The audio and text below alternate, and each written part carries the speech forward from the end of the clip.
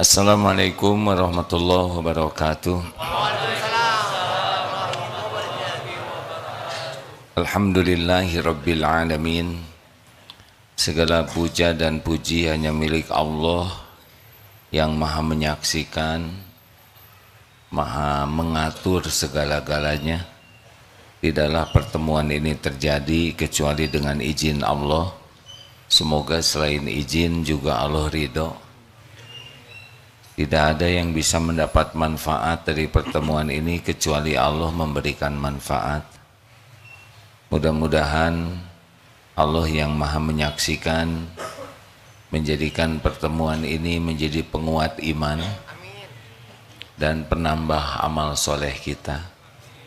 Karena hanya dua itu yang akan membuat hidup kita menjadi penuh kebaikan. Allahumma salli ala Sayyidina Muhammad wa ala alihi wa ashabihi ajma'in. Sahabat-sahabat sekalian, ini santri karya sebagian besar. Alhamdulillah, terima kasih. Santri kaya itu Ustadz adalah santri yang berkarya. Artinya beliau aktif membantu mengelola pesantren ini. Jumlahnya kalau di seluruhnya itu 1.300, ini sebagian yang ada di Bandung. Rekan-rekan sudah mengenal beliau, panggilannya apa nih yang lebih enak dipanggil? Sony aja. Beliau panggilannya Sony aja. Membaca tentang beliau dan saya kira kawan-kawan sudah mengetahui. Alhamdulillah. Ustadz bebas saja, mau membahas apa sekarang? Insyaallah. Bismillahirrahmanirrahim. Assalamualaikum warahmatullahi wabarakatuh. Alhamdulillah, Allahumma salli wa sallim wa barik ala Muhammad wa ala alihi wa ashabihi ajmain. Ini agak bergetar hari ini, agak beda rasanya. Biasa ngomong di depan ribuan orang, tapi begitu dapat kabar ada undangan dari Masjid Darut Tauhid itu getarannya beda. Karena apalagi dalam momen puncak miladnya Darut Tauhid. Agim dan Darut Tauhid itu betul-betul buat saya titik perubahan hidup awal. Jadi sejak SMA, insya Allah saya hampir nggak pernah absen untuk hadir di Istiqlal dan Masjid BI ya. Tapi yang menarik, kalau punten ya, kalau meminjam istilah yang sering AA gunakan, justru di fase Darut Duit itu belum kenal AA. Pertama kali Allah gerakan untuk kenal AA itu ketika Istiqlal itu sepi. Saya masih ingat banget itu. Istiqlal hanya 1-2 saf saja, yang kita semua tahu ya, kalau AA sudah hadir di Istiqlal beberapa masa sebelumnya itu, aduh. Tapi di masa saat itu belum terlalu kenal, tahu gitu. Tapi di titik itu mulai dekat, karena mungkin di masa itulah saya ngerasa dapat banget pelajaran tauhid. Jadi apa yang disampaikan oleh AA itu bukan sekedar retorika dan nasihat-nasihat indah, tapi betul-betul belajar total bergantung kepada Allah itu di masa-masa itu. Gitu. Jadi itu titik hijrah.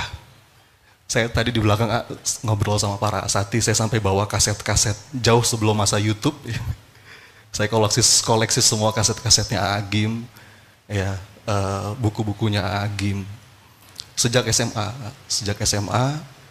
hampir setiap bulan itu saya masih ingat Ahad kedua setiap bulan di Masjid Istiqlal dan di Masjid Baitul Ihsan di BI.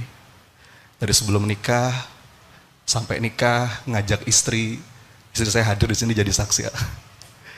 Jadi ketika dapat undangan dari Darut Tauhid itu saya bilang sama teman-teman, kayaknya diundang sama presiden aja getarannya nggak akan sampai begininya gitu. Begitu diundang sama Darut Tauhid dan bareng sama AA, dari tadi ngelola hati ya. Karena ya selama ini mendoakan AA dari jauh, gitu. AA pasti nggak kenal saya, gitu. Tapi setiap momen hidup saya AA selalu ada, gitu. Jadi ini sebuah kebahagiaan. Istri saya nangis. Jadi, Alhamdulillah, terima kasih. Rekan-rekan sekalian, kalau AA sudah sering berbicara, sekarang kita sama-sama menyimak. Silakan Ustaz Fadl. Bicara apa? Bicara tentang bahwa setiap waktu 1001 jalan menuju kematian kita tanpa kita bisa prediksi. Pulang dari sini juga kita bisa meninggal. Bagaimana waktu yang ada ini benar-benar bisa bahagia. Bahagia itu ada 3 tempat. Bahagia di dunia ini, bahagia di alam barzah, dan bahagia di surga nanti. Allah Subhanahu wa ta'ala menciptakan kita untuk bahagia, bukan untuk menderita. Walaupun mungkin akan ada ujian yang berat, tetapi bagi orang yang beriman, seberat apapun ujian adalah sumber kebahagiaan. Bahkan sebetulnya ujian yang terberat itu adalah ketika diberikan kelapangan, pujian, penghargaan. Ceramah di depan ribuan orang lebih berat ujiannya dibanding ceramah di depan 2 orang.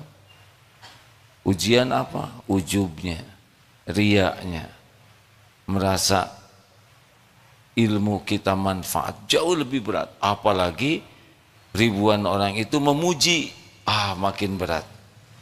Karena ujian yang berat itu ujian yang paling mudah membuat lupa kepada Allah. Palestina secara duniawi sepertinya berat, padahal ini nikmat besar. Setiap waktu bisa bergantung kepada Allah dengan bulat. Sedangkan kita tidak. Kita banyak ragu. Kita banyak lupa karena kenyamanan. Tetapi bagi yang tahu ilmunya, diberi nikmat dia bersyukur, fakana khairullah, dan diberikan cobaan dia bersabar, sama saja akan jadi kebaikan. Kita bahas bahagia saja karena belum tentu panjang umur, ya. Begitu. Silakan Ustaz, bagaimana cara hidup bahagia? Masya Allah. Ada nasihat dari A yang selalu saya ingat, dan itu memang fenomena yang terjadi di lapangan. Kalau disiplin ilmu saya sekarang lagi senang belajar positif psychology. Jadi jamaah sekalian, berkaitan dengan bahagia ya. Ada salah satu mantan presiden Asosiasi Psikolog Amerika, namanya Martin Seligman. Ini baru-baru ini aja. Beliau berpidato di Kongres Dunia di Australia waktu itu. Statementnya begini. Hari ini dunia sedang dalam kemajuan pesat, hampir di semua aspek hidup, apalagi teknologi. Kita semua sekarang ternganga ya dengan ChatGPT, dengan AI dan lain sebagainya. Hampir semua aspek itu pesat, kecuali satu, kesehatan mental. Anehnya, datanya di saat medsos seperti hari ini, orang semakin mudah terhubung, tapi datanya menunjukkan justru semakin banyak orang yang merasa kesepian. Mungkin di media sosial temannya ribuan, tapi di dunia nyata nggak betul-betul punya sahabat yang intim gitu. Bahkan mereka menyimpulkan generasi hari ini kalau kita bandingkan dengan generasi sebelumnya tidak lebih bahagia. Itu kata para peneliti. Makin banyak orang yang cemas. Di saat informasi saat ini begitu mudah kita akses. Tingkat kecemasan, makin banyak orang yang sedih, depresi. Tapi AA tuh merangkum dengan sangat indah. Pada intinya memang 3 yang sering AA sampaikan. Yang bikin orang menderita tuh dan gak bahagia. 1, mensedihkan yang sudah lalu, ya, meratapi yang sudah lewat. Yang kedua, mencemaskan apa-apa yang belum terjadi. Dan yang ketiga, salah mencintai, ya. Sedikit bantu yang barusan, ciri khas orang-orang yang STA, sengsara tiada akhir, adalah selalu galau dengan yang belum terjadi. Segala dipikir dan segala dicemaskan, padahal belum ada. Dan yang kedua, kecewa dan sedih dengan yang sudah terjadi. Sangat menguras perasaan, menguras pikiran dan waktu. Padahal sudah terjadi, memang sudah qadarullahnya itu harus dijalani. Dan saat ini capek karena begitu banyak urusan yang membuat letih. Ya, semoga selamat yang naik motor itu. Lalu Allah memberikan motor yang lebih pelan knalpotnya dan akan lebih bahagia dengan suara motor yang lembut. Untuk apa marah? Tidak ada pelajaran marah untuk orang yang lewat begitu. Walaupun jengkel. Nah. Capek karena semua urusan itu tidak disikapi dengan keikhlasan. Jadi capek pikiran, capek batin, termasuk capek fisik. Nah, kalau punya 3 ini, dunia ini sudah tidak ada lagi artinya. Lanjut. Masya Allah. Indah sekali apa yang disampaikan oleh Agim tadi ya, jamaah sekalian. Jadi memang 3 itu yang seringkali menjadi sumber penderitaan kita. Padahal seorang mukmin itu, kata para ulama, harusnya menjadi sosok yang paling bahagia dalam hidupnya. Kalau kata Imam Ibnul Qayyim, dengan kacamata iman, kita selalu bisa menemukan keindahan dalam setiap takdir kehidupan. Sekalipun lagi punya masalah. Ada kalimat yang sangat indah dari Maulana Rumi. Dia bilang begini, aku mencintai masalahku. Kenapa? Karena aku tahu yang memberiku masalah juga mencintaiku. Jadi kalau kita balikin ke tauhid, yakin Allah itu nggak mungkin zolim, yakin Allah itu nggak mungkin salah dalam takdirnya. Kita bisa menemukan keindahan dan bahagia dalam setiap episode kehidupan. Jadi yang pertama, meratapi masa lalu tadi. Hati-hati jamaah sekalian, ada 2 kata yang paling bisa membuat hidup kita menderita. Mau tahu nggak? Apa 2 kata yang paling bisa membuat kita menderita? 2 kata itu, seandainya saja. Ya. Apa? Nah itu. Kalau kita masih sering ngomong 2 kata itu, saya pastikan hidup Anda penuh penderitaan. Padahal yang sudah terjadi sudah. Sering nasihatin kita. Yang sudah terjadi itu kita ambil pelajarannya, pasti ada hikmahnya. Bahkan bisa jadi urusan yang baik kalau kita sikapi dengan tepat. Ya. Jangan sering-sering ngomong seandainya saja. Bahkan kata Rasulullah itu bisa jadi pintu masuknya syaitan. Sering ngingetin kita, gitu ya. Apalagi sambil ngelamun, gitu ya. Seandainya saja suamiku bukan yang itu. Gitu. Seandainya aku dulu bersama mantanku. Nah, itu saya kemarin ketemu ada salah seorang pengusaha yang singkat cerita ketipu lah 10 miliar, curhat. Ya dia bilang, iya mas ya, saya kemarin masih ngomong seandainya saya nggak percaya sama dia, seandainya saya nggak transfer uang ke dia, seandainya. Yang sudah. Kata Rasulullah, katakan qadarullah wa ma syaa fa'al. Bahkan dalam urusan yang sepele, jamaah sekalian, lagi jalan, ada 2 pilihan arah ini, belok kanan, belok kiri. Kita putuskan belok kanan. Begitu belok kanan, macet. Seandainya tadi belok kiri itu nggak boleh, kata Rasulullah. Sampai segitunya. Jadi ketika kita yakin zat yang menetapkan takdir hidup kita adalah zat yang maha baik, Allah itu maha adil, nggak mungkin zolim. Allah itu maha benar, nggak mungkin salah, dan maha bijaksana, nggak mungkin sembarangan. Kita bisa melihat setiap kejadian dengan penuh keindahan. Kenapa berhenti?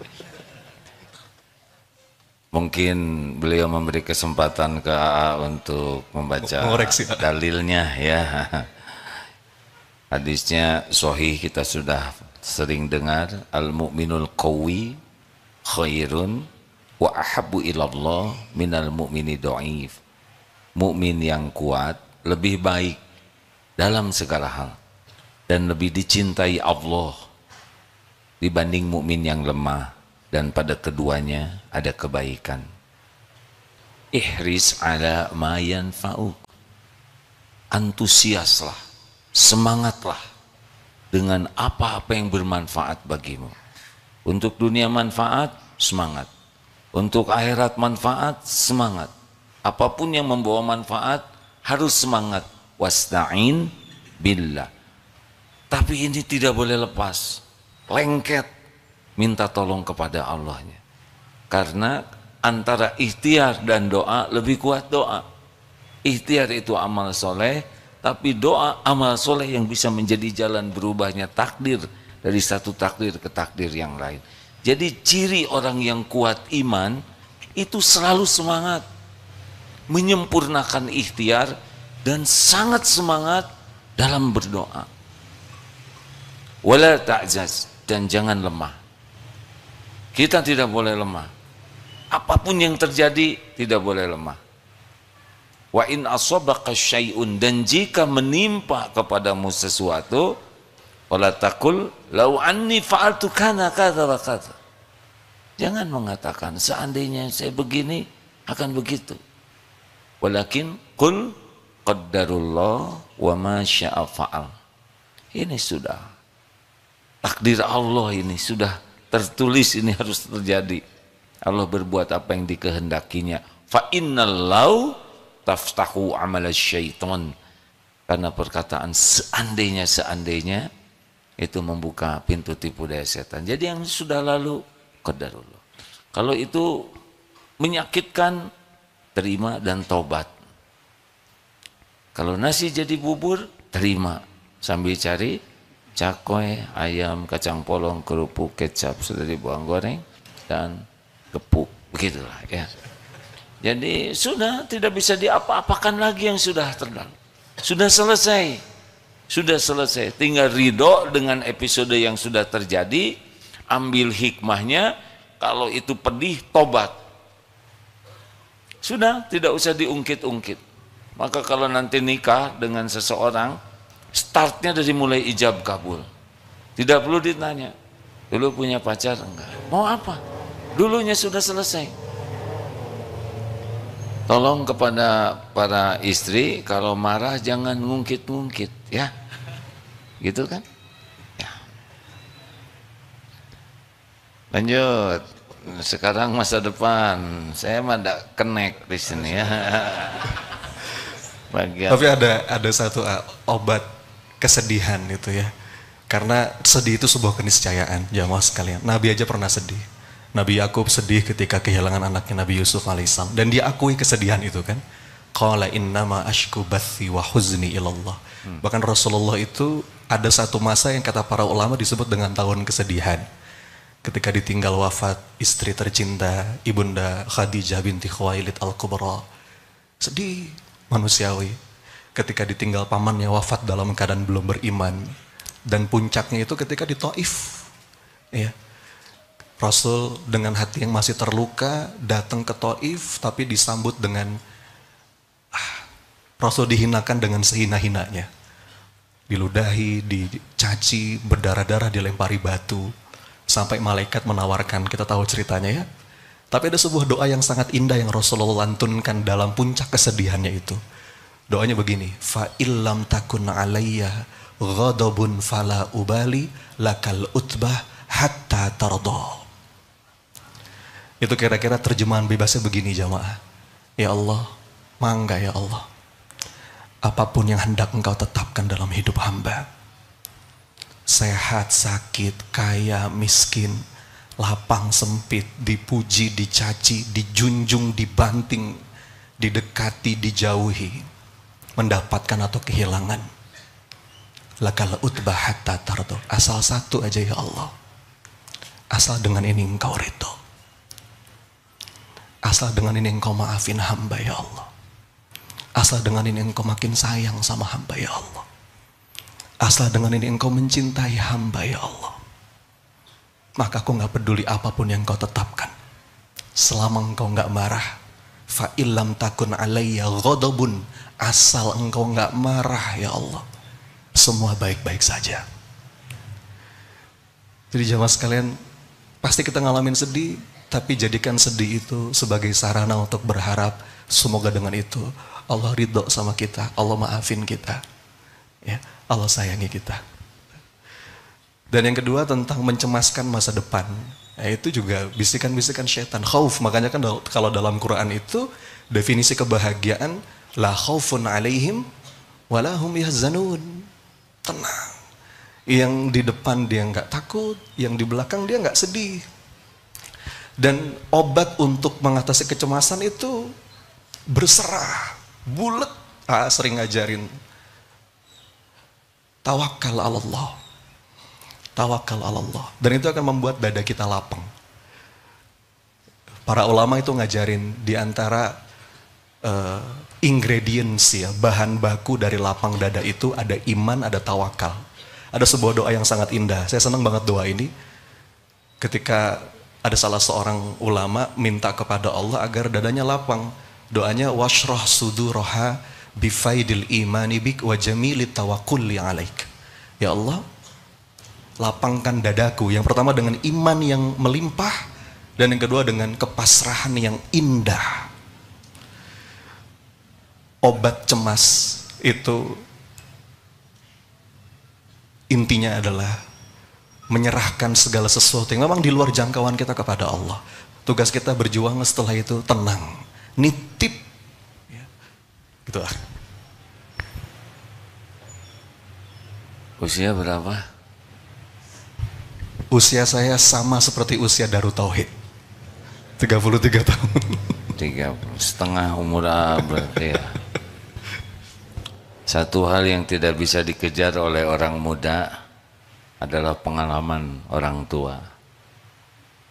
Ilmu bisa dikejar, tapi pengalaman, alhamdulillah, sudah diberikan nikmat, dipuji sebagai ujian besar dan dicaci sebagai penyelamatan.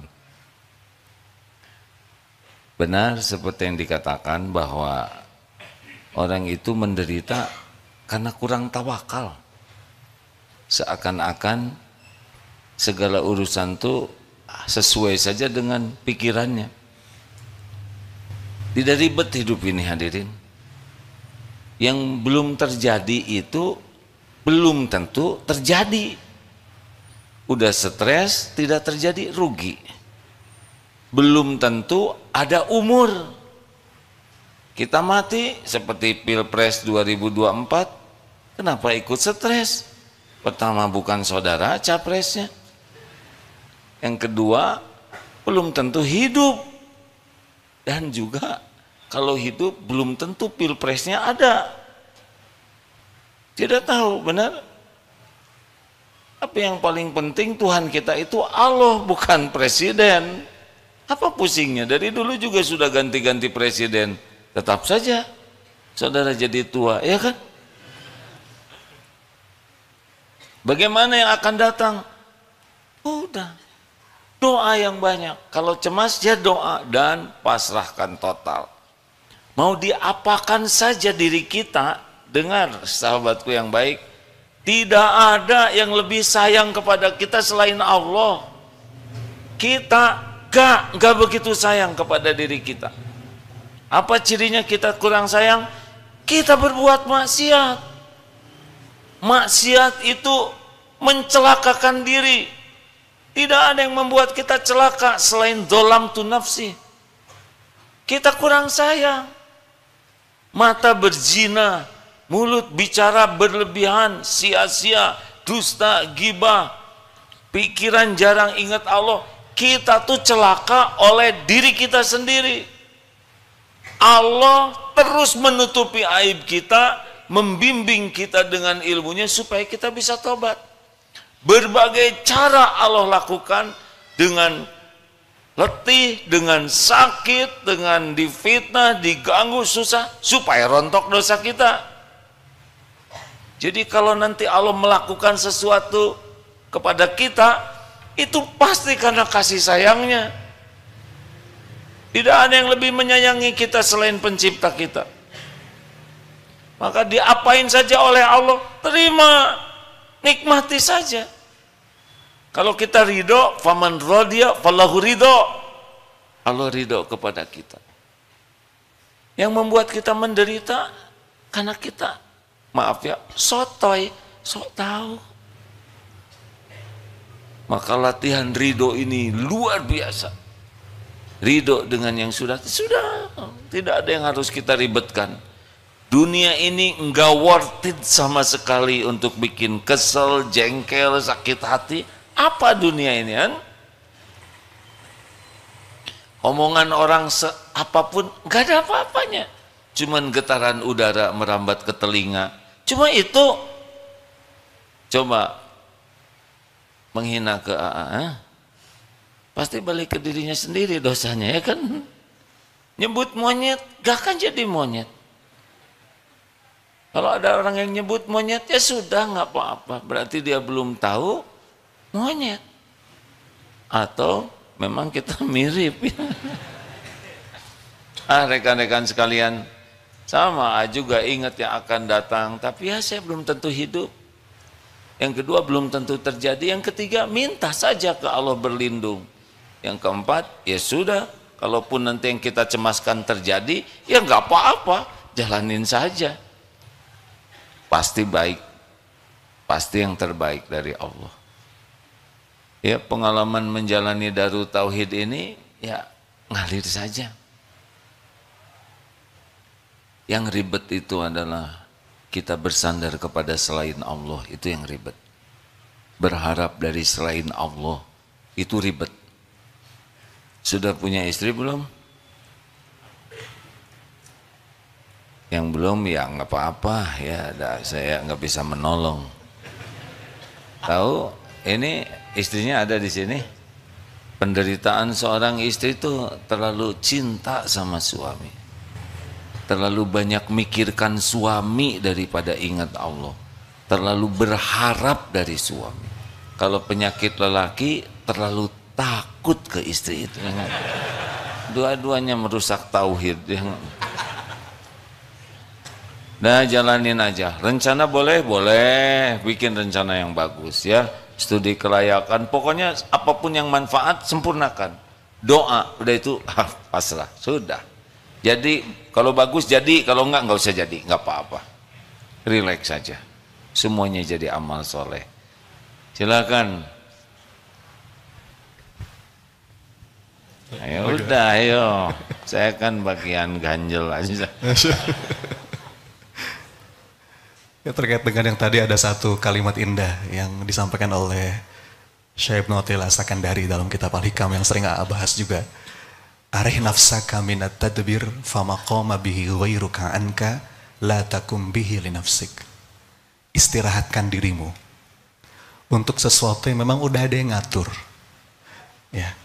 Kadang-kadang kita itu disebut dengan overthinking itu kan karena thinking kitanya over. Mikirin sesuatu yang itu sebenarnya nggak perlu kita pikirin. Jadi ada satu teori namanya dikotomi kendali.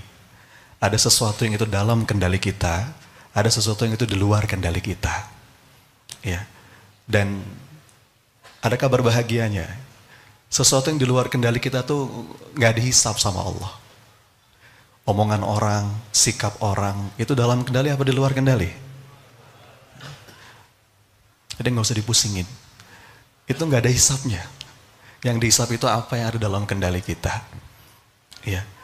Jadi, Pak, sikap istri dalam kendali apa di luar kendali, Pak? Ada yang bilang saya dalam kendali istri kayaknya, Mas.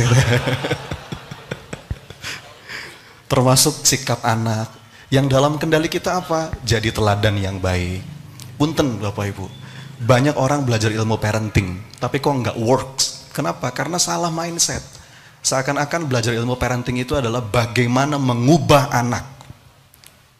Padahal jantung dari ilmu parenting itu adalah bagaimana mengubah diri. Ya.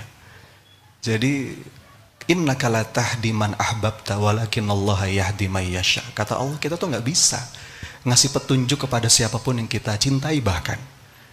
Tugas kita jadi teladan yang baik, didik dengan cara terbaik. Itu yang dihisab sama Allah. Perkara nanti pasangan kita, anak kita seperti apa, kita serahkan kepada Allah. Kalau pasangan dan anak itu dalam kendali, harusnya nggak ada anak Nabi yang kafir. Nabi siapa yang anaknya kafir?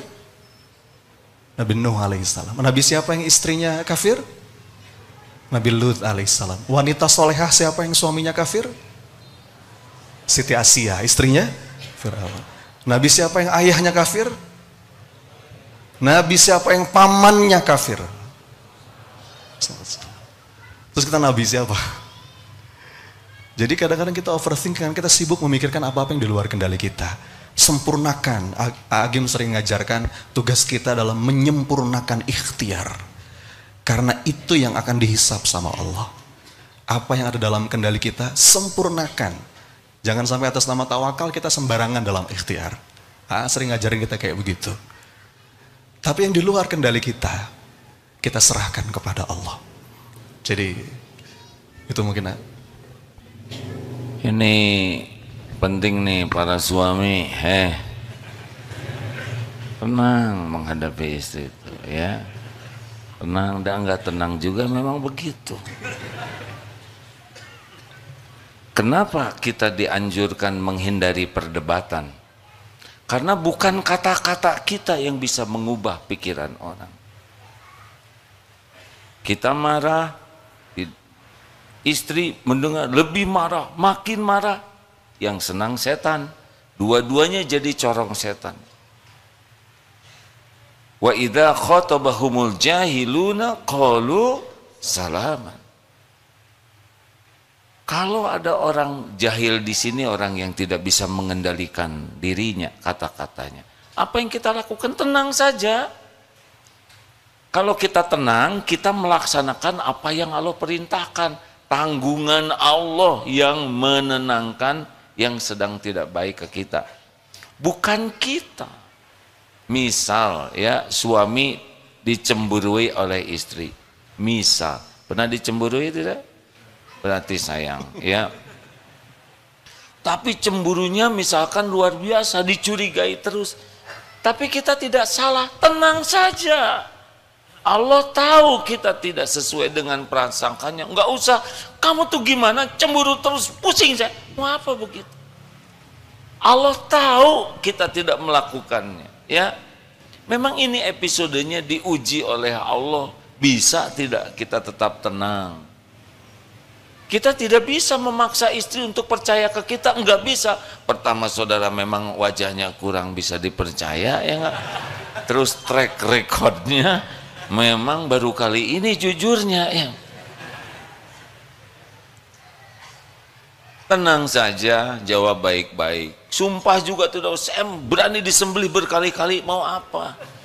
Sekali aja udah cukup. Tidak perlu, bicara baik. Waliyakul khairan aw liyasmut. Karena perkataan kita tidak bisa membolak-balik hati siapapun.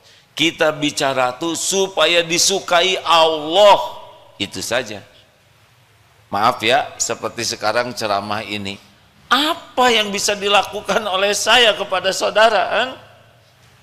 Ngebulak-balik hati, tahu juga tidak hatinya di mana. Bagaimana membulak-balik hati? Membuat saudara paham, bagaimana membuat orang paham? Yang bisa saya lakukan ini saat ini adalah menjaga niat supaya lurus, bicara ini hanya ngarep-ngarep disukai Allah, lalu menjaga perkataan agar setiap perkataan ini diterima oleh Allah. Terakhir paling doa, semoga oleh Allah diberikan manfaat. Cuman itu. Memaksa saudara paham gak bisa, itu di luar wilayah. Makanya kalau nasihati anak tidak usah pakai tegang emosi, karena bukan kita yang bisa mengubah anak. Nasihat kita itu amal soleh kita. Udah, pilihlah kata-kata yang ahsan, bukan hanya baik tapi yang terbaik, karena Allah menyukai ahsanu amal. Jadi kalau menasehati anak, sikap yang terbaik yang disukai Allah, nanti Allah ngebalikan hati anak. Sama jadi guru, misalkan tidak usah acting. Ingin jadi guru teladan mau apa? Jadi guru yang disukai Allah sudah cukup. Selebihnya Allah yang menghujamkan, membulak-balik hati, memberi hidayah, memberi taufik. Jadi lebih simpel hidup ini. Kalau tahu orang tidak nurut, ya nggak usah marah-marah, tinggal tobat saja. Jangan-jangan kurang ikhlas, jangan-jangan kita banyak acting di dalam memberikan nasihatnya, jangan-jangan kata-kata ini hanya untuk disukai orang, kita sendiri tidak mengamalkannya. Allah tahu, innallaha la yakhfa alaihi syai'un fil ardi wala fis sama. Sesungguhnya tidak ada yang tersembunyi bagi Allah, baik di bumi maupun di langit. Begitu, jadi lebih sederhana. Halo? Maka kalau saudara takdirnya jadi penceramah biasa, tidak usah segala macam acting kita lakukan. Nanti Allah tidak suka ke kita. Walaupun orang banyak mendengar, belum tentu kita dapat pahala. Tapi orang berubah, tapi kita tetap tidak dapat pahala karena tidak ikhlas. Orang berubah boleh jadi karena doa orang tuanya, boleh jadi karena kebaikan yang pernah dia lakukan. Memang ilmunya lewat kita, tapi tetap kita tidak dapat pahala karena tidak ikhlas. Jadi lebih simpel lah hidupnya. Begitu. Ini teh ngomong ini teh akhir-akhir ini, dulu mah nggak begini. Ribet ya. Dulu penuh jerawat. Maaf yang jerawatan tidak ada kaitan dengan penderitaan. Tapi zaman diuji dengan popularitas dulu, dunia lah pokoknya. Aduh, stres sekali. Sariawan terus radang tenggorokan. Stres lah sampai saya mikir, kok hidup tuh menderita sekali, padahal di luar tamu sudah baris mau dipotret.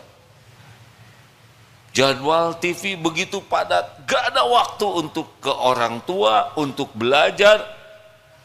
Benar-benar orang menyangkanya ini kesuksesan, padahal ini kebinasaan. Makanya saya berterima kasih kepada yang menghina, mencaci, memblokir nomor telepon. Dulu mah miss call sedikit, ini sekarang kering-kering juga, mati sendiri karena diblok. Alhamdulillah. Dulu sampai tahun 2007 waktu diuji dengan dunia popularitas, gak ada Darut Tauhid, gak ada sekolah, gak ada pesantren. Sederhana sekali dulu ke sini, ya kan? Orang ke sini cuma datang melihat makhluk, oh ini jirimnya Agim. Kemudian antri sampai ke pingsan-pingsan mau dipotret, udah pulang lagi. Gak ada sekolah, tapi sesudah dihina, dicaci, dipermalukan, dibully, pokoknya begitulah, pakai ilmu kelapa ya, dijatuhkan dari pohon, dijambak sampai gundul, digetok sampai belah, dicungkil kelapa kan begitu, disisit sampai mulus, udah mulus diparut, katanya Saripati itu nggak pernah keluar ketika di atas pohon. Cing sabar ya dengar ini ya. Dulu pas ceramah ini Ustaz Yusuf Mansur di samping, lihat aja mungkin saya mah nggak mau ngejalanin itu. Ya, bukan keinginan saya, Allah itu. Mudah-mudahan tidak ngalamin ya. Syaratnya adalah syukur. Kalau diuji dengan popularitas, berat ujian popularitas itu Adin. Membuat kita tertipu oleh penghormatan orang. Kalau guru saya mengingatkan, pokoknya kalau kita di depan orang, yang diingat adalah apa yang Allah tahu tentang dirimu. Orang tidak ada yang tahu, ini tidak ada yang tahu. Siapa Agim yang sebenarnya? Allah tahu. Sibuklah dengan apa yang Allah tahu dengan diri kita. Tidak ada rasanya nanti dihormati, dipuji, diperlakukan spesial. Karena ada 3 nih ya, teman-teman, kalau masih punya 3 ini, sulit ikhlas. 1, menikmati pujian. Kalau kita masih senang sekali pujian, kita baca komen-komen yang muji, giliran ada yang komen yang nggak enak, iya kurang ajar ya, doraka, begitu. Kalau ada yang muji, kita traktir, ada yang nyaci, dipecat, itu ciri-ciri. Yang kedua, senang privilege, senang diperlakukan spesial, senang diakui, dihormati, itu udah gejala-gejala kita akan kurang ikhlas. Yang ketiga adalah senang dengan apa yang di tangan orang. Senang ditraktir, senang diongkosin, senang diberi. Kebaikan kita, kalau kita ngarep-ngarep sesuatu cenderung tidak ikhlas. Jam 3 pagi kita kirim WA, semoga Allah memuliakan akang yang diberikan rezeki yang melimpah. Pengen dikasih itu ya. Perhatikan 3 ini. Tapi kalau takdirnya ada yang muji, ini ujian. Takdirnya kita diberikan perlakuan spesial, ini ujian lebih berat. Takdirnya punya kawan orang kaya, orang dermawan, orang yang suka berbagi, hati-hati. Makin punya teman yang kaya, senang berbagi, hati-hati. Hati kita nanti bisa condong ingin diberi itu. Lebih bagus punya kawan yang bokeh, ya nggak? Tapi jengkel juga, ya nggak? Serba salah. Ya udahlah, terserah aja, silakan teruskan. Bicara apa aja yang leluasa, ya nggak usah ragu. Masya Allah. Ketika ngebahas ikhlas tuh ada banyak ya definisi ikhlas dari para ulama, tapi yang paling nempel tuh memang ketika definisi dari Agim ya. Saya ingat banget, ikhlas itu adalah ketika sudah putus harapan di hati kita kecuali hanya kepada Allah. Itu simple tapi menghujam pada intinya gitu. Karena berharap kepada manusia itu patah hati yang disengaja. Coba diulang, Bu. Berharap kepada manusia, apa yang butuh riado ya. Dan kalau proses belajar itu dari tahu, mau, mampu. Mudah-mudahan Allah izinkan kita bisa terus latihan terus untuk memupus rasa harap kepada siapapun. Dan terkait syukur tadi, ini juga menjadi satu latihan jiwa yang nggak boleh kita tinggalkan. Ya, saya pernah suatu hari bikin konten di medsos, teman-teman. Konten saya begini: segala sesuatu yang berlebihan itu nggak baik, meskipun sesuatu itu hal yang baik, gitu. Karena bahkan dalam ibadah saja, kan kita nggak boleh berlebihan. Dulu ada sahabat Nabi yang ternuna. Sahabat Nabi yang bilang kepada Rasulullah saking semangatnya, ya Rasulullah, saya pokoknya mau sholat terus, saya nggak mau tidur. Semalam suntuk saya mau sholat. Saya pokoknya mau puasa terus ya Rasulullah, saya nggak mau buka. Ditegur sama Rasulullah, nggak begitu. Ada waktunya sholat, ada waktunya tidur, ada waktunya engkau puasa, ada waktunya engkau berbuka. Saya bikin status di medsos, segala sesuatu yang berlebihan itu nggak baik, sekalipun itu sesuatu yang baik. Gitu. Ada yang komennya itu membuat saya berpikir. Komennya begini, Mas Oni, bagaimana kalau syukur? Apakah syukur berlebihan itu nggak baik? Jawabannya apa, Pak? Jawabannya apa? Ini menarik pertanyaannya. Bagaimana kalau syukur? Apakah syukur berlebihan itu nggak baik? Saya ketemu jawabannya. Tentu jawabannya Bapak Ibu jamaah sekalian, dalam konteks syukur nggak mungkin kita bisa berlebihan. Nggak mungkin. Karena ada satu nasyid yang juga pernah bawakan, saya senang sama lagu ini. Harga selautan syukurku hanyalah setitik nikmatmu di bumi. Jadi kita mau syukur sampai mentok sekalipun, nggak mungkin bisa berlebihan, karena nggak mungkin berimbang gitu antara syukurnya kita sama karunia dan anugerah yang Allah kasih. Jadi itu beberapa latihan jiwa yang saya pribadi belajar dari AA, dan AA sering pesan, ya kita dengar ceramah kayak gini itu baru sampai tahu saja.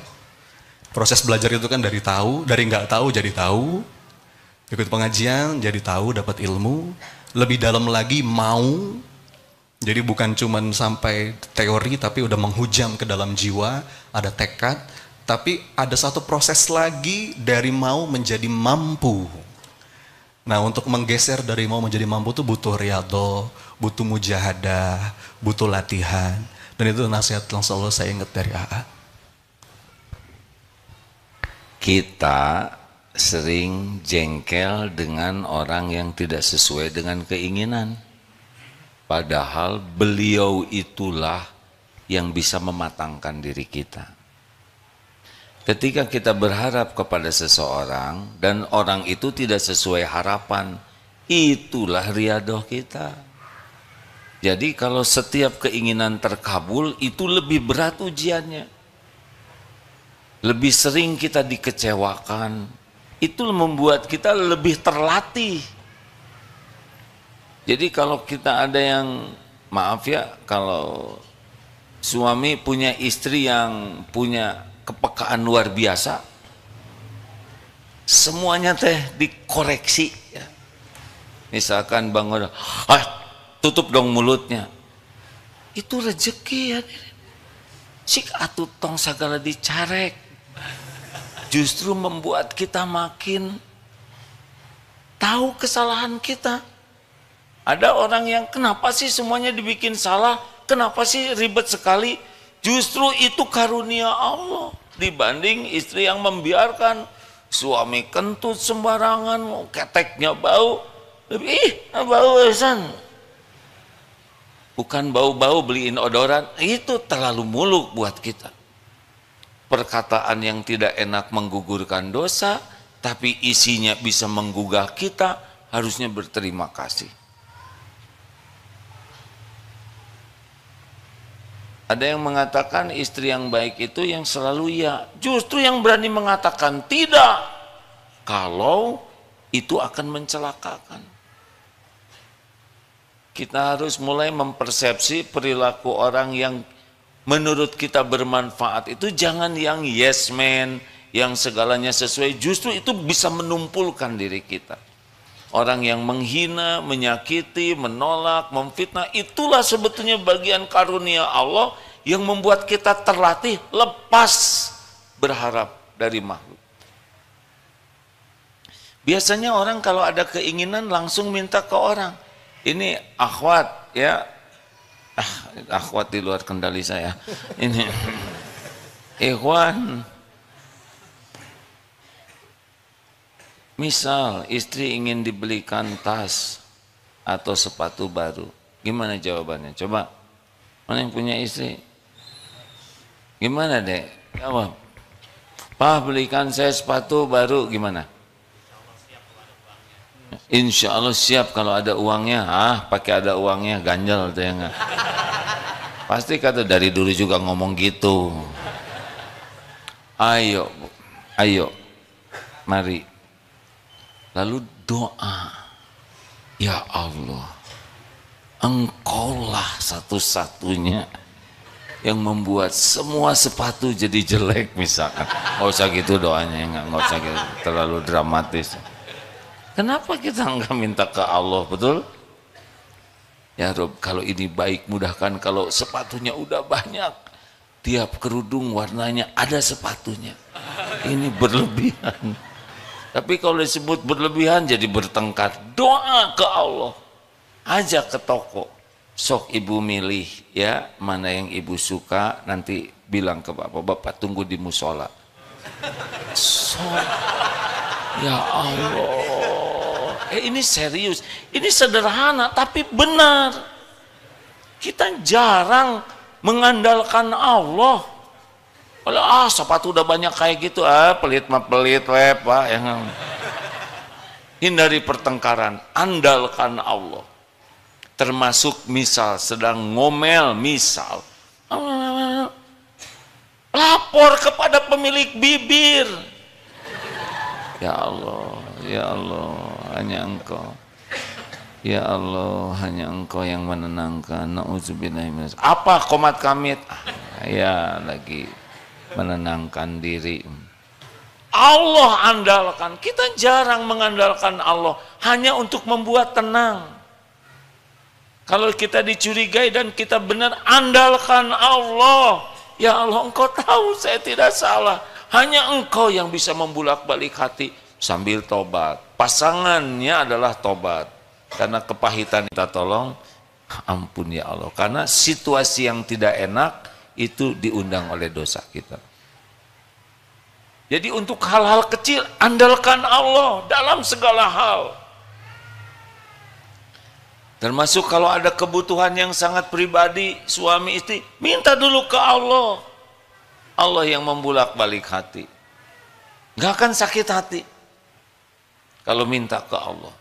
Dan Allah wa idza sa'alaka ibadi anni fa inni qarib. Apabila hamba-hambaku bertanya kepadamu, wahai Muhammad, tentang aku, katakan aku adalah dekat. Ujibu da'watad da'i idza da'an. Aku mengabulkan orang-orang yang berdoa apabila berdoa kepadaku. Andalkan Allah. Ini melatih kita untuk ikhlas. Kalau tidak, sakit hati kita ini, kecewa. Karena kita jadi bersandar kepada makhluk. Nah itu diantara kiat-kiatnya. Jadinya jarang terluka. Karena hati ini terluka pasti karena berharap dari makhluk. Ya, silakan. Minum dulu atau? Oh. Ya, amal soleh hadirin. Mumpung tutupnya ringan. Ya alhamdulillah, silakan tambahkan, saya mau minum.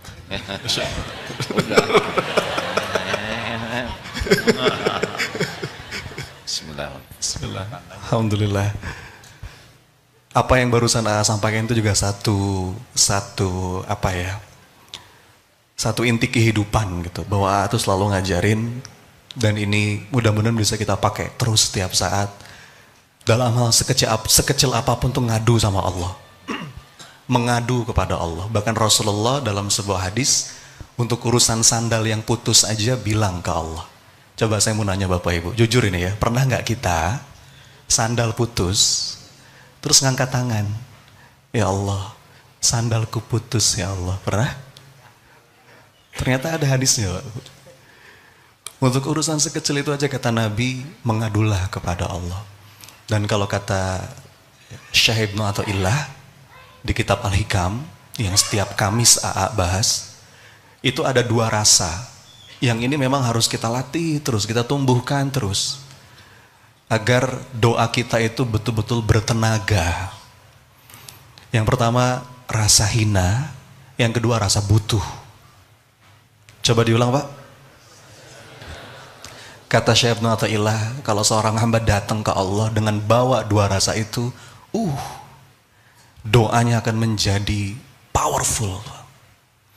Rasa hina itu maksudnya gimana? Kita datang ke Allah dengan ngebawa rasa hina itu. Ya Allah, hamba ini banyak dosa ya Rob. Hamba ini sebenarnya malu ya Rob mau minta, tapi kalau bukan kepada Engkau, minta kepada siapa lagi ya Allah? Ya. Ini penting karena lawannya rasa hina itu apa? Apa Pak? Al-kibar. Sombong, takabur. Ya, maka bahkan ada kalimat dari Syekh Abdul Hasan Asyadzili, beliau ini kakek gurunya Syekh Ibnu Athaillah As-Sakandari, kalimatnya begini, qalilul amal ma'a syuhudil minnah minallah khairun min kathiril amal ma'a ru'yati taksir. Amal yang sedikit tapi disertai dengan rasa syukur. Jadi kita melihat amal-amal kita tuh Bapak Ibu dengan rasa syukur, makasih ya Rob, kalau bukan karena taufikmu hamba tuh nggak bisa datang ke masjid hari ini. Kalau bukan karena engkau berikan taufik hamba nggak bisa sedekah. Jadi kita melihat amal-amal kita tuh bukan dengan rasa bangga justru. Bukan merasa, oh saya ahli masjid, oh saya ahli tahajud. Tapi setiap amal yang kita lakukan disertai dengan rasa syukur. Makanya testimoni para penghuni surga itu ketika sudah sampai surga, kalimatnya begini, alhamdulillahilladzi hadana lihadza wa ma kunna linahtadiya laula an hadanallah. Segala puji bagi Allah yang telah menunjuki aku jalan agar aku sampai ke sini, hingga aku sampai ke sini. Kalau Allah nggak nunjuki aku jalan, aku nggak bisa sampai ke sini. Bukan malah berbangga dengan amalnya. Maka penting ngejaga rasa hina itu, jamaah sekalian. Bahkan kita diajarkan abis sholat. Ini abis sholat, abis sholat. Assalamualaikum warahmatullah. Assalamualaikum warahmatullah. Baca apa? Istighfar. Supaya kita nggak ketipu sama amal kita. Itu ya. Yang kedua, rasa butuh. Ada sebuah doa. Ini doa, saya senang banget sama doa ini.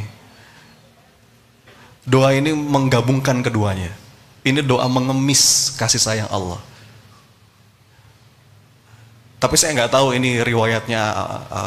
Tapi saya dapat ini di kitab Syekh Nawawi Al-Bantani. Doanya begini teman-teman. Ini doa yang menunjukkan rasa hina sekaligus rasa butuh. Indah sekali doanya begini. Allahumma inna maghfirataka arja min amali wa inna rahmataka awsa'u min dzambi. Itu kalimat pertamanya. Artinya ya Allah, sungguh aku lebih mengandalkan ampunanmu, rahmatmu dibandingkan amal-amalku. Dan aku yakin ya Allah, rahmatmu lebih luas, melebihi sebanyak apapun dosaku. Lalu kalimat berikutnya, Allahumma illam akun ahlan an ablugo rahmatak fa inna rahmatuka ahlun an tablughani li'annaha wasi'at likulli syai'in ya arhamar rahimin. Ya Allah, kalau aku melihat amalku, kalau aku melihat dosaku, rasanya aku nggak pantas untuk bisa menggapai rahmatmu.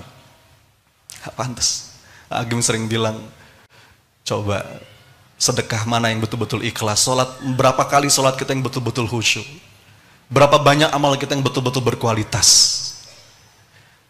Allahumma illam akun ahlan an ablugha rahmatak, ya Allah, kalau aku melihat amalku, aku kayaknya nggak pantas masuk ke dalam golongan orang yang kau rahmati. Tapi ya Rob, hamba yakin rahmatmu akan selalu bisa menggapaiku. Ini doanya indah sekali.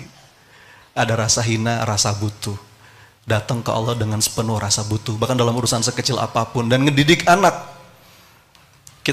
Anak kita didik sekecil apapun minta sama Allah. Kemarin anak saya yang nomor 2, ya, tiba-tiba ngomong, Abi mau beli pizza gitu.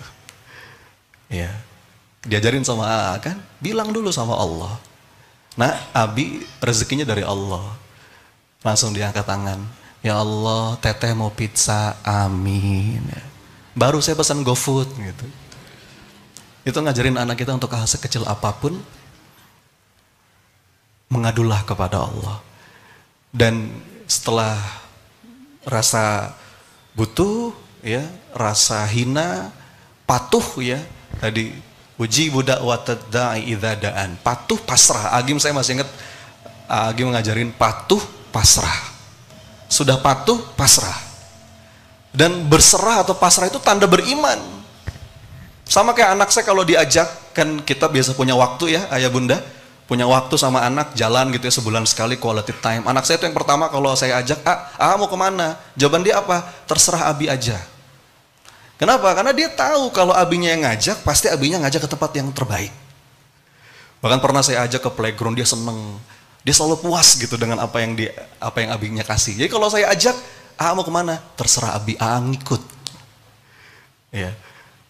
Percaya iman itu melahirkan pasrah. Agak berbeda dengan terserahnya ibu-ibu yang ditanya mau makan apa. Itu agak beda konsepnya. Mau makan apa sayang? Terserah. Ketoprak ya, kacang, lagi nggak enak perut. Ya udah kalau soto gimana? Bosan baru kemarin soto. Terus mau makan apa? Terserah. Itu agak beda ya. Jadi mudah-mudahan rasa-rasa itu bisa kita latih ya, dan itu mungkin. So Katu mau nanya apa?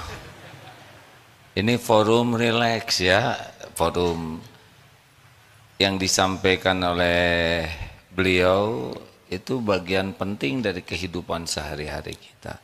Sebetulnya ya tidak usah riwet lah dengan rezeki dan sebagainya. Kalau kita serius kepada Allah, Allah lebih serius lagi mengurus kita. Penyebabnya kita tidak serius ke Allah. Kita seriusnya kepada selain Allah. Mengandalkannya justru selain Allah. Ada selain Allah itu tidak bisa memberi manfaat kecuali Allah yang menggerakkan. Jadi harusnya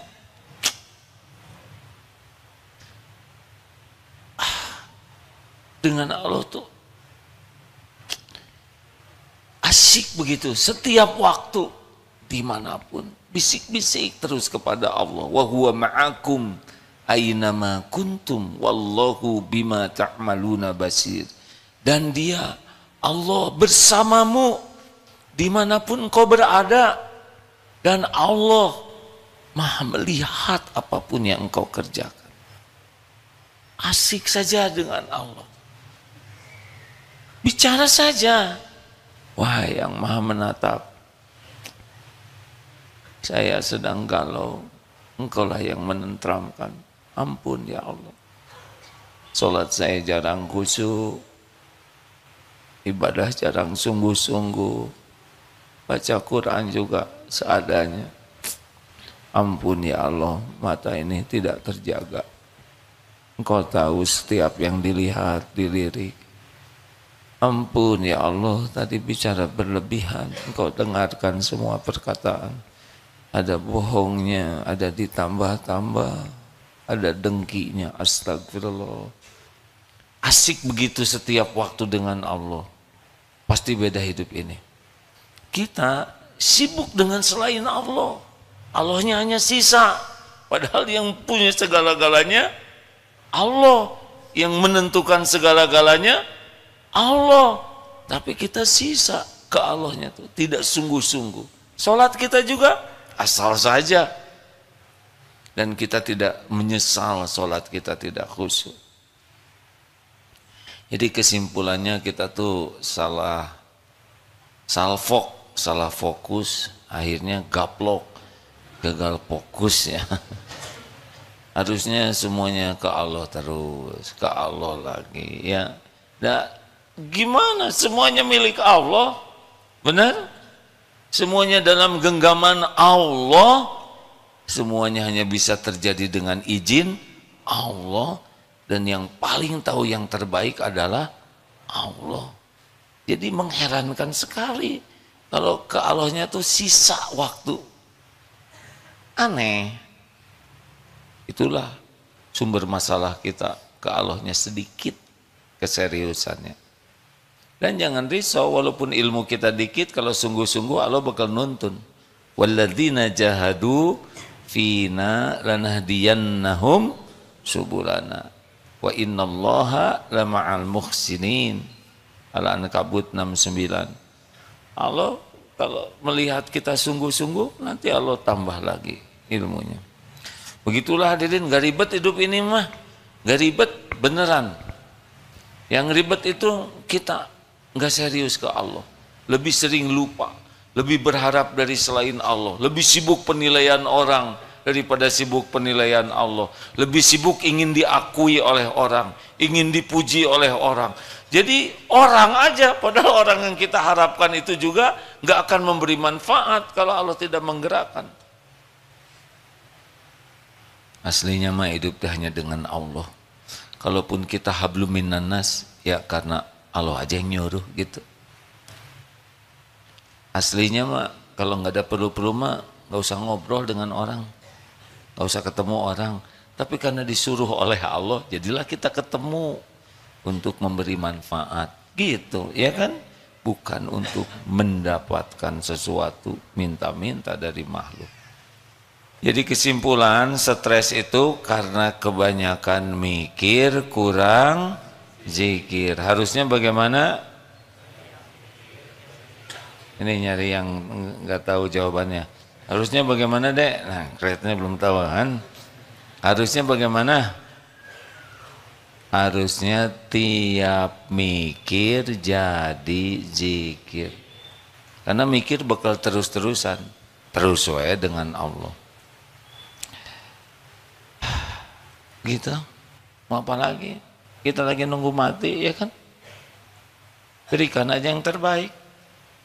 Ah, kalau saya sedekah, uang saya habis, gimana besok? Gini ya, dulu yang ngasih rezeki siapa? Sekarang yang ngasih rezeki siapa? Besok yang ngasih rezeki siapa? Ya udah, habis sekarang, besok ada lagi rezekinya. Emang besok jadi pelit Allah ke kita? Gak ada. Ah, bagaimana kalau saya pensiun? Pensiun aja. Memangnya Allah pelit kepada pensiunan? Tapi gaji saya jadi sedikit. Rezeki dari Allah mah tidak tergantung gaji. Gaji itu sebagian kecil karunia dari Allah. Benar? Pokoknya kalau ada nyawa pasti ada rezekinya. Tapi enteng kan? Kalau enteng berarti benar. Kalau nyesek terus berarti nggak benar hidup kita. Ya, saya jadi kepanjangan. Cukup. Ya silakan yang mau ceramah.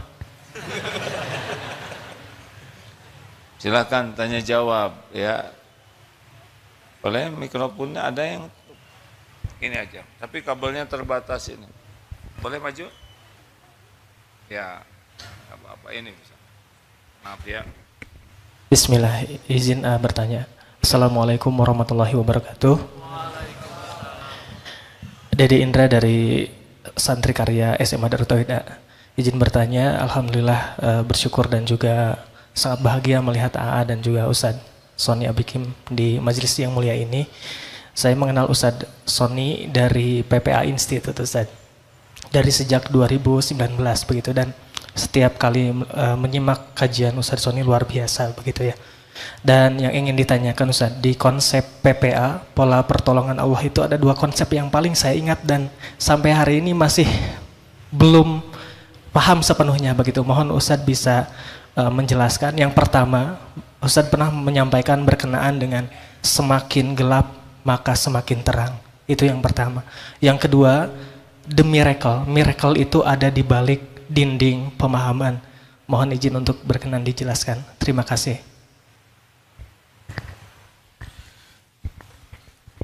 Insyaallah. Bismillahirrahmanirrahim. Rabbi syrah li sadri wa yassir li amri wahlul 'uqdatam min lisani yafqahu qawli. Jadi yang pertama tentang konsep semakin gelap semakin terang, itu pun ilmunya dari Agim. Iya.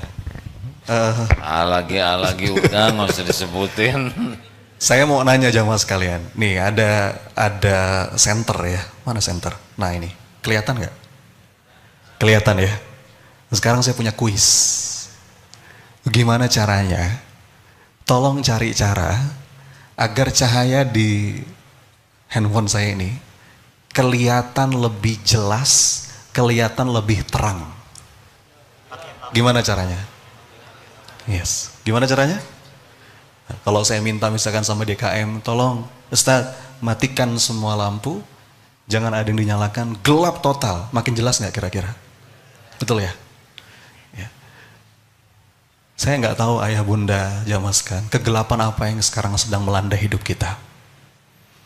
Tapi saya yakin kita semua pasti pernah ngerasain yang namanya gelap, betul ya? Kelihatan dari depan wajah-wajah penuh masalah ini. Mungkin judulnya beda-beda.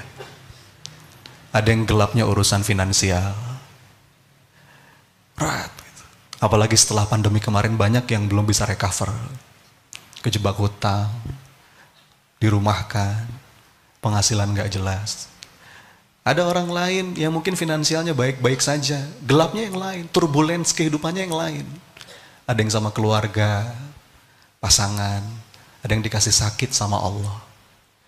Jadi setiap kita punya kegelapan masing-masing. Kalau kita sering ngomong enak ya jadi dia, coba saya kayak dia. Dia yang ada tunjuk itu juga sama. Lagi struggling dengan masalahnya. Memang rumput tetangga lebih hijau.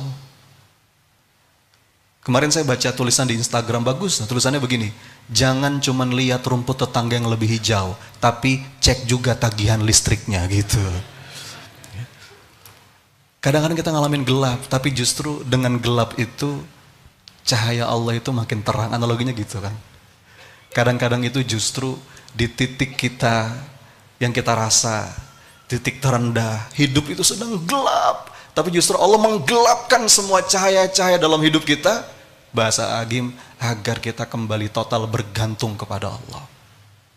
Banyak cahaya silau, sering ceritanya masa Darut Tauhid, media di mana-mana, silau. Gitu. Tapi pelan-pelan Allah cabut, gitu, hilangkan cahaya-cahaya itu, cahaya semu gitu, ya, cahaya popularitas, cahaya pujian ibu-ibu kata, cahaya bisnis, redup gelap, bukan hanya redup gelap. Kemarin saya ngobrol sama Pak Eka sama Asatis di belakang, di masa tsunami itu bahkan studio itu sampai kosong katanya, sampai barang-barangnya habis. Yang awalnya dapat privilege diundang di mana-mana, ya. Pak Eka tadi cerita saya udah kayak AA kedua, di mana-mana disambut, dikasih first class. Begitu kejadian itu kita semua tahu ya, orang itu jangankan ngubungin, ngelirik aja enggak. Digelapin semua, makin nampak cahaya Allah gitu kan. Jadi semakin gelap semakin terang itu maksudnya itu. Kadang-kadang Allah gelapin hidup kita supaya makin jelas cahayanya Allah. Kadang-kadang justru di titik terendah hidup, itulah saat terdekat kita dengan Allah. Sama seperti saat kita sujud. Teman-teman, punten mohon maaf, bahkan ketika sujud, kepala itu lebih rendah daripada bokong, betul ya? Merendahkan diri kita serendah-rendahnya. Dan kata Rasulullah, saat sujud itulah sedekat-dekatnya seorang hamba dengan Robnya. Nah, itu. Dan pertolongan Allah itu terletak di balik dinding pemahaman. Ya, tadi ketika kita faham, kita mampu membaca pesan cinta bahwa semua ini adalah sentuhan sayangnya Allah. Bahkan hadis yang sering AA baca kan, innallaha idza ahabbu qauman ibtalahum. Allah itu menyandingkan cinta itu dengan ujian. Dikasih gelap, justru kalau Allah cinta sama seorang hamba, dikasih gelap, dikasih berat. Ya, ada 3 ayatnya itu, wal apa? Apakah kamu mengira? Gimana itu, Ustaz? Bukan, Al-Baqarah 214, saya lupa. Ahasibtum an tadkhulul jannah. Apakah kamu mengira kamu akan masuk surga begitu saja? Walamma ya'tikum mathalul ladzina khalau min qablikum, pada kamu belum diuji. Ujiannya 3. Massathumul ba'sa wad-dharra wa zulzilu. 3. Yang pertama level 1 ba'sa. Tahu ba'sa jemaah? Ujian enteng. Makanya orang Arab kalau dapat ujian yang ringan ngomongnya apa? La ba'sa. Jadi bahasa Betawi sekarang, labas. Labas aja bro. Ba'sa. Yang kedua ad-dharra. Ini udah mulai agak oleng nih. Dan yang ketiga apa? Wazulzilu. Apa itu? Zulzil, zilzal. Ada tauhid, agim, ya semua yang terlibat ngalamin gitu kan. Tapi justru itu membuat kita menemukan pemahaman. Pada akhirnya memurnikan tauhid kita. Dan ketika kita tadi Agim bilang ya, dulu saat semuanya ini, mana ada pesantren, mana ada sekolah, ya artificial, kelihatannya aja kata. Tapi justru ketika gelap, kita menemukan pemahaman, disitulah keberkahan hadir. Gitu mungkin kan? Tambahin. Sudah nyobain. Maka ada yang pernah nyebut, mau saya bantu nggak supaya kembali berjaya seperti dulu? Jaya-jaya apa ya nggak? Justru dulu ketipu, masa saya mau dibantu ketipu lagi? Nah, sekarang. Dan ternyata dengan kita tidak riweuh dengan dunia, dunia datang ini. Ini contoh ya. Waktu mau merenov masjid ini, dulu kan hanya separuh sana. qadarullah, alhamdulillah tanah di sebelah ini bisa termiliki dengan izin Allah. Coba rancangkan masjid yang bagus, bahannya bagus, perencanaannya bagus, kontrolnya. Keluar angka 17 miliar. Kata teman-teman, wah mahal ini. Merenov aja 17 miliar. Padahal kan jamaah kita, maaf ya, tidak meremehkan hadirin ya, ini banyak mahasiswa, banyak yang ya paling sedekahnya 2.000 begitu. Atau dari rumah Allah mah Allah sendiri yang buat, bukan kita ya. Kenapa kita ribet dengan jumlah? Yang penting niatnya betul-betul ingin memuliakan tamu Allah. Alhamdulillah terkumpul 32 miliar. Langsung, nah itu dibagi-bagi, itu buat rumah Allah. Dasar Toma, dengar cerita aja pengen lagi. Nah begitulah, kalau bersandar penuh ke Allah, Masya Allah, mudah saja bagi Allah, mudah, semuanya milik Allah. Yang bikin kita menderita tuh bersandar kepada selain Allah. Nah rekan-rekan, sebagai, ada lagi yang nanya, ingin mengingatkan 4 fondasi akhlak yang harus kita miliki. Ini mengingatkan kembali ya, bahwa timbangan terberat di akhirat nanti adalah timbangan akhlak. Walaupun sholatnya bagus, kalau akhlaknya jelek, mungkin sudah dengar ya tentang ibu-ibu yang ganggu tetangga terus, itu hiya finnar. Terus yang mengurung seekor kucing, juga itu ahli ibadah tuh, tapi juga jadi ahli neraka.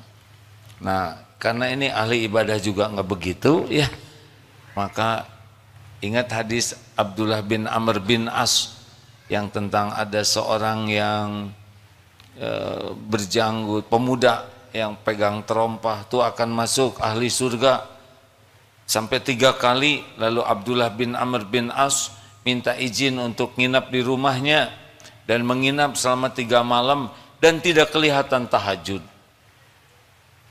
Tapi setiap bolak-balik badannya senantiasa dalam keadaan zikir dan tidak pernah bicara kecuali perkataan yang baik. Ketika hari ketiga menyampaikan bahwa saya kesini untuk melihatmu, tapi saya lihat tidak ada yang istimewa, ya memang saya begini adanya. Oh begitu, ada rasa, kok yang gini sih?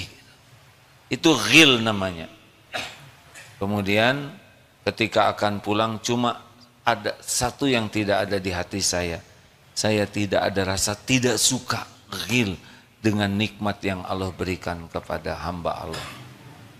Nah ini korelasinya dengan hadis la yu'minu ahadukum hatta yuhibbu li akhi ma yuhibbu li nafsi. Bagaimana? Semuanya tawadu ya, udah tahu tapi nggak mau ngasih tahu. La yu'minu ahadukum, tidaklah sempurna iman sehingga engkau menyuhiba li akhi ma yuhibbu li nafsi, hingga engkau menyukai apa untuk saudaramu sebagaimana engkau menyukai apa untuk dirimu. Artinya tidak ada dengki, tidak ada rasa tidak suka kepada saudara kita. Pegang ini rekan-rekan, kalau bisa dapat ini, enak hidup ini, senang aja. Kita lihat orang dapat nikmat, bahagia, nggak ada ghil. Akhwat, mau dikasih uang nggak?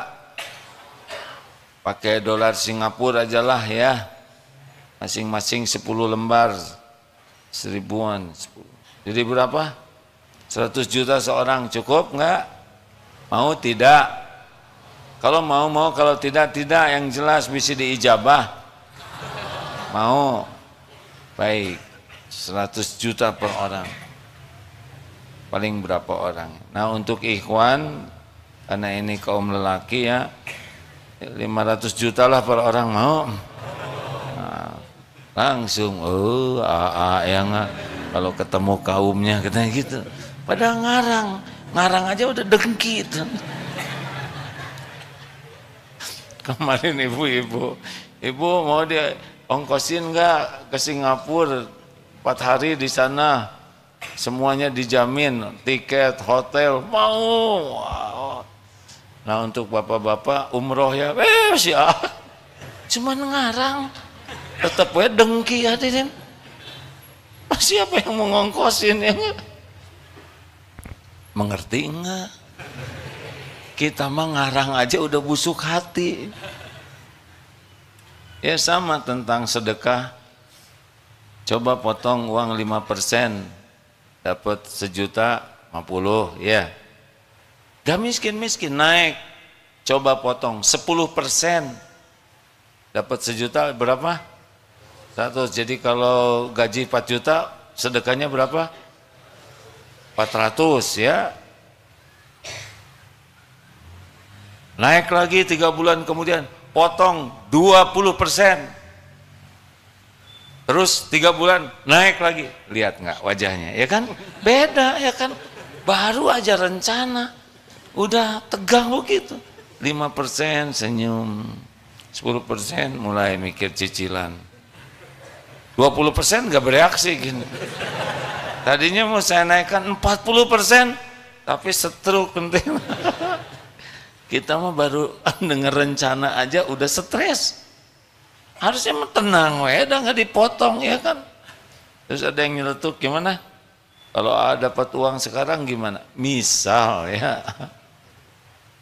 Kalau lagi ceramah begini terus ada tamu dari sini, boleh nggak motong pembicaranya? Boleh. Terima kasih ya atas doanya, atas nasihatnya. Ini bisnis saya untung besar. Terus ngasih aja ke sini tas. Taruh di sini. Apa ini? Pokoknya terserah aja. Ulang aja. Pas dibuka 10 miliar. Coba diapain? Gampang. Tinggal bagi 2 ya. 5 miliar untuk akhwat, 5 miliar untuk ikhwan, selesai. Namanya juga ngarang ya nggak? Menit tegang, aduh menit bager. Terus ada yang nanya, terus gimana? Terus saya tinggal ngarang sendirian di belakang. Ya kita mah ngarang juga pelit. Halo, luar biasa hati ini ya. Nah yang kedua, la tagdob. Tolong dipastikan di Darut Tauhid ini tidak ada dengki-dengkian ya. Udah, kalau mutasi ini mutasi itu semua jabatan tuh cuman bagi-bagi tugas, bukan tanda kemuliaan dan dengan izin Allah. 2, la tagdob. Tidak ada marah-marah di sini ya. Pastikan menahan amarah. Karena fondasi akhlak adalah mengendalikan amarah. Para pemimpin yang pemarah cenderung dia akan menimbulkan banyak masalah daripada menjadi solusi. Karena ciri orang yang takwa, wal kadhiminal ghaidha wal 'afina 'anin nas wallahu yuhibbul muhsinin. Tahan marah, maafkan, berbuat baik. 3, man kana yu'minu billah wal yaumil akhir falyaqul khairan aw liyasmut. Ini fondasi akhlak yang ketiga. Hanya 4 hadis yang jadi fondasinya menurut sebagian besar ulama yang menyampaikan ilmu ini. Berkata baik atau diam. Cuma itu pilihannya. Di rumah tangga banyaknya masalah karena perkataan yang tidak baik. Di kantor karena perkataan yang tidak baik. Pilih kata yang ahsan, yang paling baik, dengan nada terbaik, diikuti sikap terbaik, udah begitu. Kenapa? Karena itu yang disukai Allah. Allah nanti yang akan membulak-balik hati orang. Ke istri, ke suami, ke anak, pilihlah, apalagi ke orang tua, qaulan karima, pilihlah kata-kata terbaik. Atau diam. Yang keempat, min husni islamil mar'i tarkuhu ma la ya'ni. Ciri di antara kualitas keislaman kita adalah tidak melakukan yang tidak manfaat. Jangan bicara kecuali yang manfaat. Jangan mikir kecuali yang manfaat. Jangan ambil sikap kecuali yang manfaat. Hanya yang manfaat. Jauhi kesia-siaan. Itulah sebabnya santri jangan karena tidak manfaat itu. Bolehkah saya bertanya? Itu saya mau nanya apa ya ayah? Saya ditanya pertanyaan dia. Jangan, pastikan, perhitungkan dengan baik. Dan penutup, takwa itu adalah kehati-hatian. Seperti berjalan di sekitar onak dan duri. Selalu dipertimbangkan. Berbicara, pilihlah perkataan terbaik, karena yang jelek itu duri. Harus waspada setiap melangkah. Dosa itu duri. Jangan nginjak duri, karena pasti akan tidak bahagia. Allah tidak menyimpan bahagia pada dosa dan maksiat. 4 ini fondasinya. 1, bersih hati terhadap saudara kita. 2, nahan amarah. 3, berkata baik atau diam. 4, tidak melakukan yang tidak ada manfaatnya. Pegang ini baik-baik hadirin. Insya Allah akan jadi lebih baik akhlak kita. Dan lakukan semua ini bukan untuk dinilai makhluk, tapi sebagai amal soleh kita untuk mencari keridhaan Allah. Terima kasih, silakan ditutup doa Ustaz. Bismillahirrahmanirrahim. Jamaah sekalian, saya diminta untuk memimpin doa. Sering saya sampaikan, sesi yang paling penting dalam majelis ilmu itu justru doanya. Karena kata Nabi, majtama'a qaumun fi baiti min buyutillah yatsluna kitaballah wa yatadarasunahu bainahum illa nazalat alaihimus sakinah wa ghasyiyatuhumur rahmah wa khaffathumul malaikah wa dzakarahumullahu fi man indah. Di majelis ilmu, di rumahnya Allah ini, Allah mencurahkan begitu banyak rahmat. Maka majelis ilmu adalah salah satu momentum doa kita itu mustajab. Kalau kita ditanya, di mana doa mustajab? Sering kita jawab, oh di Mekah, di Multazam, oh di Madinah, di Raudhah. Itu betul, tapi ada yang dekat. Di mana?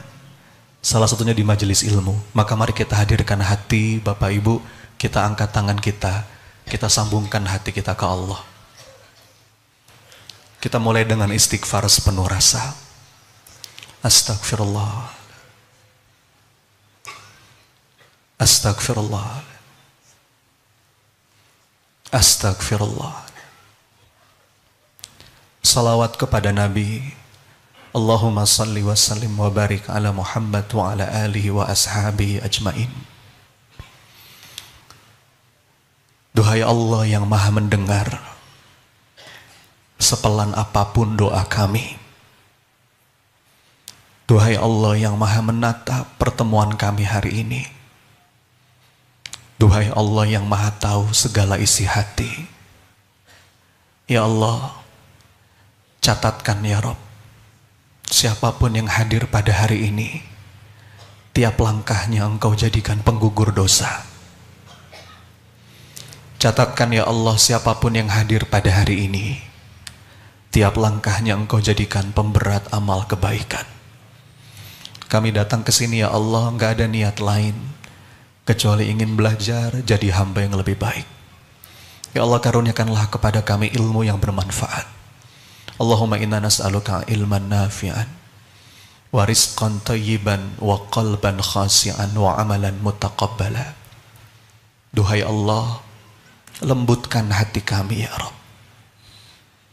Jangan biarkan hati kami mengeras ya Allah, hingga tidak bisa merasakan getaran ketika namamu disebut, tidak bisa merasakan getaran ketika ayatmu dibacakan. Jangan ya Allah, lembutkan hati kami ya Latif, karuniakan kepada kami hikmah dan hidayah. Allahumma aftah lana hikmataka wansur alaina rahmataka ya dzal jalali wal ikram. Ya Allah, lapangkan siapapun yang sekarang sedang merasa sempit. Mudahkan ya Rabb siapapun yang sekarang sedang merasa sulit. Sehatkan ya Allah siapapun yang sekarang sedang sakit. Angkat beban-bebannya ya Rabb dengan karunia-Mu. Bapak Ibu jamaah sekalian, saya berikan kesempatan, silakan doa masing-masing. Saya aminkan. Demi Allah Bapak Ibu, majelis ilmu adalah salah satu saat mustajabnya doa. Silakan. Amin ya Allah. Amin. Yang lagi ingat anak, doain anak. Yang lagi ingat pasangan, doain pasangannya. Yang lagi punya utang kepengen lunas, minta sekarang. Yang sedang rindu pengen kembali ke tanah suci, minta sekarang. Ya Allah, izinkan kami bisa sujud langsung di depan Ka'bahmu. Izinkan kami ya Rabb bisa merasakan wukuf di Arafahmu bersama orang-orang yang kami cintai. Silakan Bapak Ibu, saya aminkan. Amin. Yang lagi ingat bisnis, lagi ingat pekerjaan, minta yang baik-baik. Amin ya Allah. Amin ya Allah. Amin ya Allah. Amin ya Allah. Kabulkan ya Rabb. Rasulullah mengatakan, Allah itu malu kalau ada hambanya yang datang mengangkat tangan, kemudian hamba itu pulang dengan tangan kosong. Gak mungkin. Ketika seorang hamba sudah diilhamkan, digerakkan lisannya untuk bermunajat, maka Allah sedang menyiapkan karunia. Minta Bapak Ibu, apapun yang sekarang terlintas. Amin ya Allah. Amin ya Allah. Allahumma inna nas'aluka taubatan nasuha wa taubatan qablal maut. Duhai Allah, berikan kami semua yang ada di sini kesempatan bertobat sebelum Engkau panggil kami.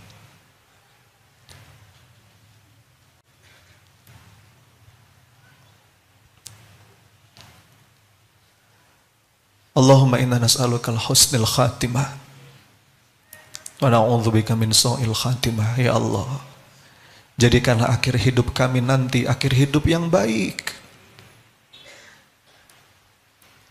Selamatkan kami ya Allah dari akhir hidup yang buruk.